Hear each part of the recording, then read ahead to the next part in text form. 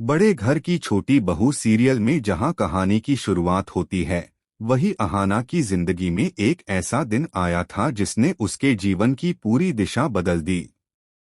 उस दिन की शाम कुछ अलग ही थी। हवा तक थमी हुई लग रही थी और अहाना पूरे दिन जैसे किसी अनकहे बोझ को ढो रही थी। वह बेहद चुप थी, उसकी आंखों में अजीब सी थकान, पर अंदर कहीं एक तूफान भी उठ रहा था।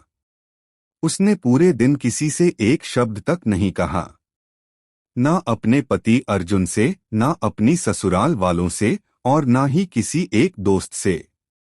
बस शाम ढलते ढलते उसने अपना छोटा सा बैग उठाया, बिना किसी को बताए भारी कदमों से घर से बाहर निकली और सीधे मायके के दरवाजे तक पहुंच गई।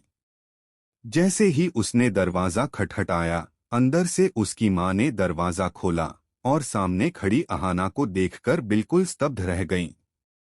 उनके होठों से बस एक ही शब्द निकला, अहाना। अहाना ने धीरे धीरे निगाहें उठाईं और शांत आवाज में कहा, हाँ मां, अब मैं यहीं रहूंगी। मैंने वह घर छोड़ दिया है जहां मुझे अब सम्मान नहीं मिला। मां ने उसे समझाने की कोशिश की, कहा कि गुस्से में लिए फैसले हमेशा सही नहीं होते। लेकिन आज अहाना के चेहरे पर एक अलग ही दृढ़ता, एक गहरा आत्मविश्वास था। वह बोली, मां, जब आत्मसम्मान टूट जाए तो रिश्ते निभाने का कोई मतलब नहीं रह जाता। घर में अचानक सन्नाटा छा गया। सबको यकीन ही नहीं हुआ कि वही अहाना, जो हमेशा हर रिश्ते को जोड़ने में सबसे आगे रहती थी, आज सब कुछ पीछे छोड़कर अपने आप के लिए एक बड़ा कदम उठा चुकी है।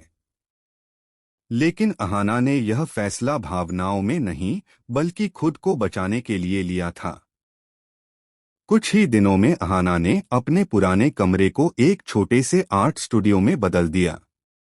कमरे में चारों तरफ मिट्टी की सोंधी खुशबू बसी रहती थी, रंगों की चमक फैली हुई थी और कई अधूरी मूर्तियां उसकी मेहनत की गवाह बनी खड़ी थीं।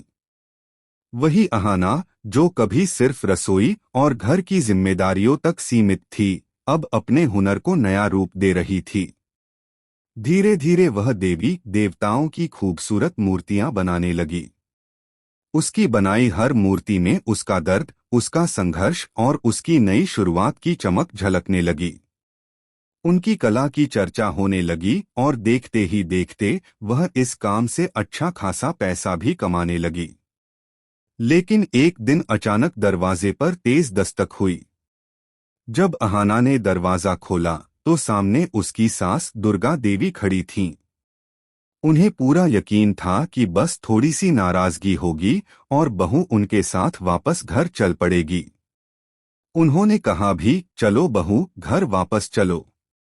लेकिन अहाना ने बिना सिर उठाए शांत आवाज में जवाब दिया, अब मेरा घर यही है।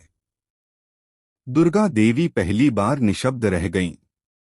उन्होंने अहाना की आंखों में वह दृढ़ता देखी जो सच में किसी भी तूफान को रोक सकती थी।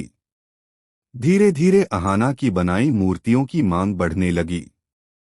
शहर की दुकानों में उसकी कला बिकने लगी। लोग उसकी कला, उसकी मेहनत और उसके जज्बे की तारीफ करते नहीं थकते। कुछ ही समय में अहाना एक सफल व्यवसायी महिला बन गई। अब वही लोग जो कभी उसका मजाक उड़ाते थे या उसे कमतर समझते थे, आज उसकी तारीफ करने में पीछे नहीं रहते थे। उसने न केवल अपनी पहचान बनाई, बल्कि अपने आत्मसम्मान की नई शुरुआत भी की। अहाना की यह यात्रा साबित करती है कि जब एक औरत खुद पर भरोसा कर ले, अपने आत्मसम्मान को प्राथमिकता दे और अपनी जिंदगी की बागडोर खुद संभाल ले, तो दुनिया की कोई ताकत उसे रोक नहीं सकती। और आगे की जानकारी और ऐसे ही अपडेट्स के लिए वीडियो को लाइक करें और चैनल को सब्सक्राइब करना बिल्कुल न भूलें।